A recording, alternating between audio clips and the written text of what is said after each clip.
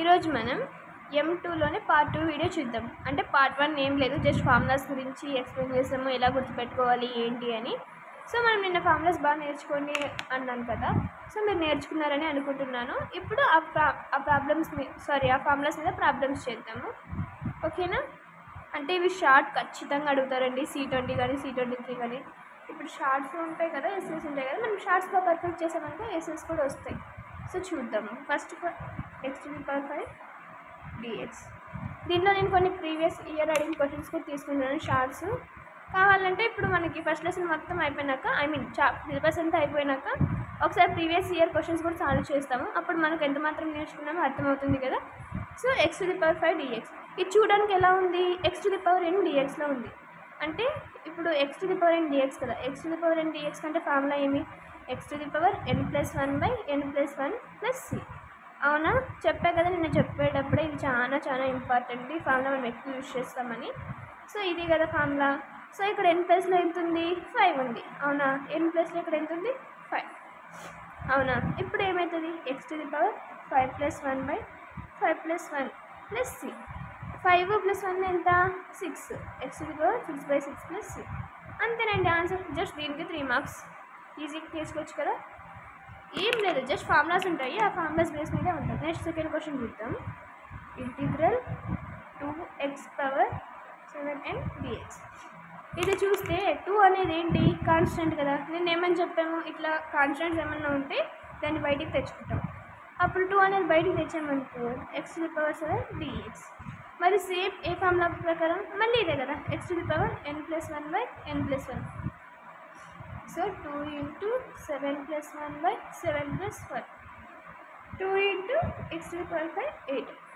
ఇట్లుంది కదా. 2 1 2 4 క్యాన్సిల్ చేసుకోవచ్చా, అప్పుడు ఏమవుతుంది, x⁵4 అవుతుంది. చాలా ఈజీగా ఉంటాయండి, మీరు ఒక్కసారి కాన్సన్ట్రేట్గా వినండి, ఈజీగా అర్థమవుతుంది. Next integral x⁵5/x⁴7 dx. ఇది చూడండి, అంటే ఇది x⁵5 అనేది ఒక ఫంక్షన్, x⁵7 అనేది ఒక ఫంక్షన్. ఇప్పుడు రెండు ఉన్నప్పుడు మనము ఇంటిగ్రల్ని సపరేట్ చేస్తాం. ఫస్ట్ ఆఫ్ ఆల్ సపరేట్ చేసినప్పుడు ఏమవుతుంది, x⁵5 అంటే x⁵5 dx ఒకసారి, మరి ప్లస్ ఉంది కదా మధ్యలో, ప్లస్ ఇది ఇంటిగ్రల్ ఉంది కదా, x⁵7 dx. ఇది ఏ ఫార్ములా ప్రకారం చేసాం మనం చూసాం కదా ఇక్కడ, ఇంటిగ్రల్ f(x) ప్లస్ అంటే ప్లస్ అన్న ఉండి మైనస్ అన్న ఉంది, g(x) dx. అప్పుడు ఏం రాసుకుంటాం మనము, integral f(x) dx plus integral g(x) dx. అంతేనా కాదా? సో ఈ ఫార్ములా ప్రకారం మనం ఇక్కడ రాసాము. ఇంక ఇది కూడా తెలుసు కదా మీకు, కాన్స్టెంట్ అనేది ఏంటంటే, ఒకవేళ ఇంటిగ్రల్ k అనేది f(x) dx ఉందనుకో, మనం రాసేటప్పుడు kని వదిలేసి ఫంక్షన్కి f(x) dx రాస్తాం. దీని ప్రకారం మనము ఇందాక సెకండ్ వన్లో చేసాం. నెక్స్ట్ ఏంటి, ఇది ఇట్లా ఫస్ట్ ఇట్లా రెండు ఉన్నప్పుడు సపరేట్ చేసామా, ఇంక ఫార్ములా సేమ్ కదా, x⁵5+1/5+1, x⁵7+1/7+1. కాన్స్టెంట్ కాబట్టి మనం c అనేది యాడ్ చేస్తాము, x⁵6/6, x⁵8/8+c. అంతే answer.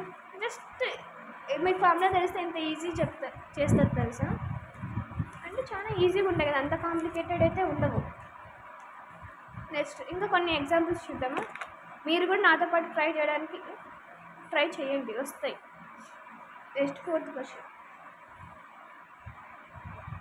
Integration of x⁵5 5x + 5x. ఇలాంటిది ఎక్కువ అడుగుతారండి. ఇప్పుడు నేను ఎగ్జాంపుల్ ఇక్కడ 5 ఇచ్చాను కదా, మేబీ 6 ఇవ్వచ్చు, 9 ఇవ్వచ్చు, ఏమన్నా ఇవ్వండి. మీకు ఫస్ట్ మెథడ్ తెలిసిందనుకో మీరే చేస్తారు కదా. ఇక్కడ చూడండి, x⁵5 కదా, డైరెక్ట్ dx ఉంటుంది. సేమ్ ఇట్లా ఏం చెప్పాను, 1 2 కానీ అందుకని ఎక్కువ ఫంక్షన్స్ ఉన్నాయనుకో, ఫస్ట్ ఏం చేయమని చెప్పాను, డివైడ్ చేయండి. డివైడ్ చేస్తే ఇంటిగ్రేషన్ ఆఫ్ x⁵5 dx ఒకటి. ఇక్కడ 5 అనేది కాన్స్టెంట్ కదా, నెక్స్ట్ స్టెప్లో రాసుకుందాం, మీ ఇష్టం ఎలానే రాసుకోవచ్చు.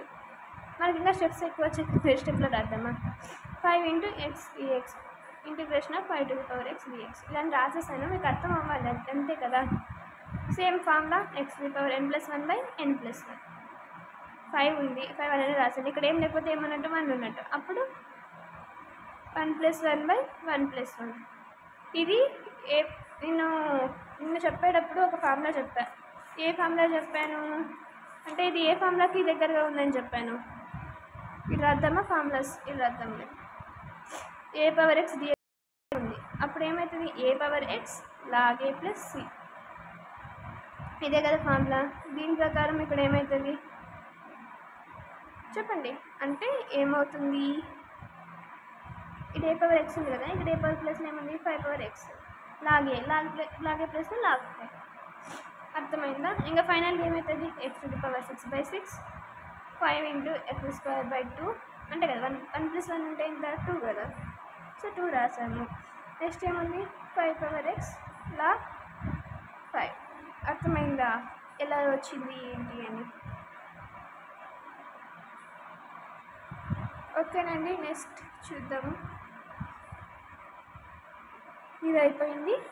ఇంకొక ప్రాబ్లం చూద్దాము. 5 ప్రాబ్లమ్స్ చూసినట్టు. లాస్ట్ ప్రాబ్లం, ఒకవేళ ఇంటిగ్రల్ 1/x ఇట్లా బైలో ఇచ్చారనుకో అప్పుడు ఎలా చేస్తారు చెప్పండి. మీకు లాగరిథమ్స్ గుర్తున్నాయా? ఇప్పుడు 1/a⁴m ఉందనుకో, దీన్ని ఏమైనా రాసుకోవచ్చు. 10th క్లాస్లో చదివింటారు. ఎక్కడైనా ఇది వస్తాయి కదా ఫార్ములాస్. ఫస్ట్ ఇయర్లో కూడా వచ్చాయి, గుర్తున్నా ఫస్ట్ ఇయర్లో.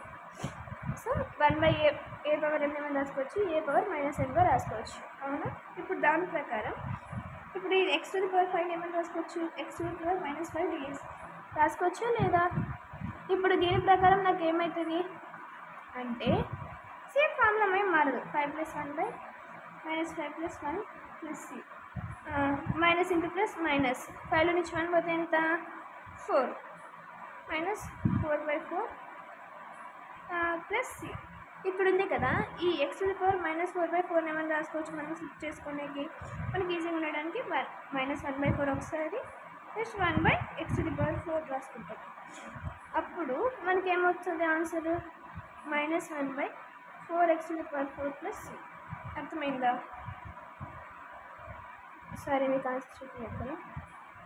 ఇక్కడ -5 + 1 అంటే ఎంత? -4.